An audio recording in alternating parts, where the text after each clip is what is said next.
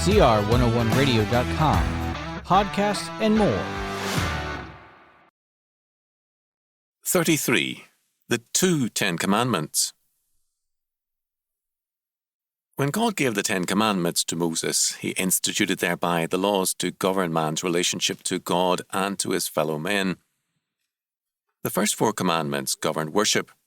The other 6 govern the family, property, man's speech and testimony, thou shalt not bear false witness against thy neighbour, and the heart of man, thou shalt not covet. With the triumph of Christianity in the Western world, these laws became basic to all society, and the result was Christian civilization.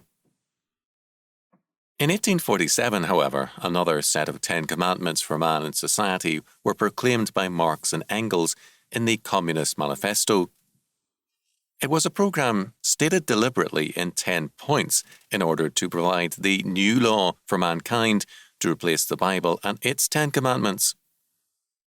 Marx's new 10 commandments called for 1. Abolition of private property and land, 2. The income tax, 3. Abolition of all right of inheritance, 4.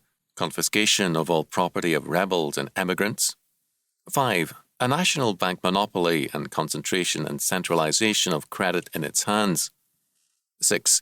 State control of communications and transport, 7. State ownership of factories and instruments of production, 8. Equal liability of all to labour and establishment of industrial armies, especially for agriculture, 9. Combination of agriculture with industry and the abolition of the distinction between town and country, 10. Free education plus child labour as a part of education.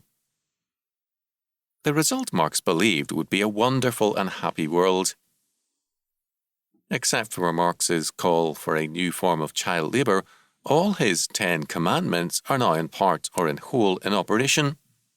The Communist Manifesto is a better description of our political goals than party platforms, but the closer we get to Marx's communist heaven on earth, the more it resembles hell. In every society, there must be a basic law, a fundamental law that establishes right and wrong. This, the 10 Commandments, has done for Western civilization for centuries. It has made God the ultimate lawgiver, the judge of right and wrong. The 10 Commandments has made worship, family, property, and moral integrity basic to man and society. It has been the foundation of our legal systems, as T.R. Ingram has shown in The World Under God's Law. Quote, what Marx wanted, and what modern politics is doing, is to break up Christian civilization to create a new order, one based neither on God nor on godly character, law and morality, but on environmentalism. Man is not a sinner, Marx believed, and it is not man's fault that he fails. It is his environment. Change the environment, change the world, and you will change man, and the results will be paradise on earth.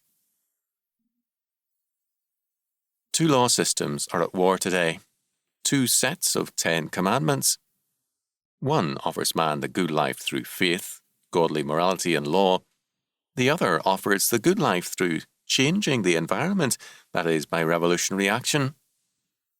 For the Christian, the environment can only truly be changed as men are changed, and these men then remake their world and place it under God's law.